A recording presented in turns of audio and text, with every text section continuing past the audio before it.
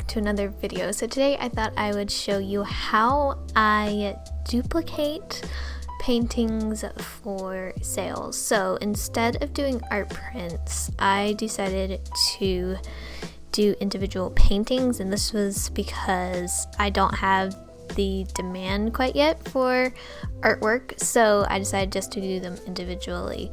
So the first step in the duplication process is create like a little transfer sheet and just kind of like a simple sketch of the painting, basically an outline. I did this like on copying like paper, printer paper, and I just drew out the basic shape of the painting so that I could easily trace over it to do another one. So I did that at the beginning of the video with my light pad, and yeah, just traced the composition, and then it was time to move on to the actual paint. I regretfully didn't write down the paints that I used. I thought I remembered them mostly but I think I did this kind of like out of order. I would have started with this more pinkish color and then moved on to a more yellow color,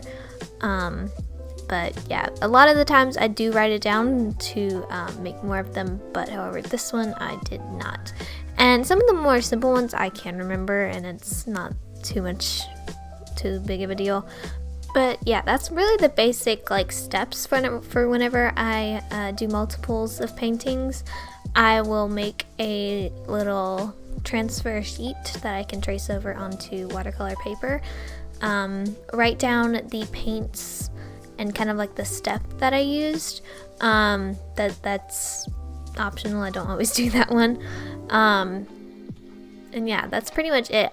The colors I definitely have to remember, that I really wish I wrote it down for this one, but I think it turned out pretty close to the actual painting. So yeah, I kind of struggled with this one a little bit more, I think because I wasn't letting it dry completely between the stages of the paint. As you can see kind of here, it's really textured, and truthfully I like a bit of texture with the gouache, but for some reason this one was just, yeah, it was getting really messy, especially that top orange. It was just super messy, so I really just tried to let it completely dry. It's really hard to just kind of like let it completely dry when you're just sitting there. I didn't have a hair dryer on me, so I didn't like let it dry completely. So that kind of caused a little bit of issues later. And then I started adding in kind of like the shadow on them, and also added in some like pink to kind of add some highlight, I guess, and just kind of make it more fun. I ended up going back over the shadow bit with an orange and some sort of red. I can't remember the color of it, just because I realized it was not dark enough. And yeah, so I was kind of like sad about that because I had to end up going back over it again, creating more texture. So that part was interesting. This one was actually a bit frustrating to do because it really just wasn't taking my time with it, and I was not patient enough to let it dry. So yeah. So while I was letting the oranges dry, I then moved on to the leaves. I started with a lighter green color and then went in with an olive green. I wish I had been a little more light-handed with the olive green. I went a little bit darker than I wanted to, but I did end up going back over it with the sage green, the lighter green, to kind of lighten it up a little bit more. And then I will later add on some details with a Prismacolor pencil.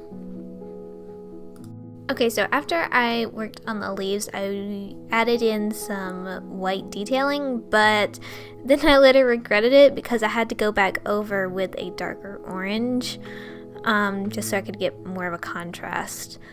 But thankfully it kind of like blends in, and it essentially erases with the water. so I could just paint over it and then add details back in later. But I think it looks much better with the darker orange. Again, that top orange was giving me some serious trouble because I put on the layers too thick and I didn't let it dry completely. So then I kind of went back in with the pink color and a little bit of that lighter orange just to blend it out just a bit more. And then I went in with my green colored pencil and just outlined the leaves. And yeah, we're getting pretty close to the final touches. I ended up just adding a light blue background. This kind of is super light, but I think it adds just a little bit of something to the back so that it's not quite so plain.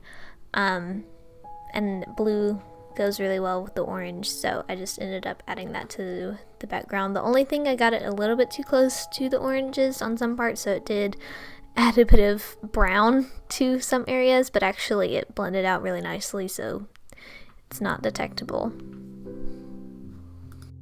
And then finally, after everything has dried, I went back in with my white gel pen and I added in some little sparkles and texture to the oranges. I really like the way the white looks against the dark orange. I think it looks really nice. So yeah, I just signed the page down here and that was it.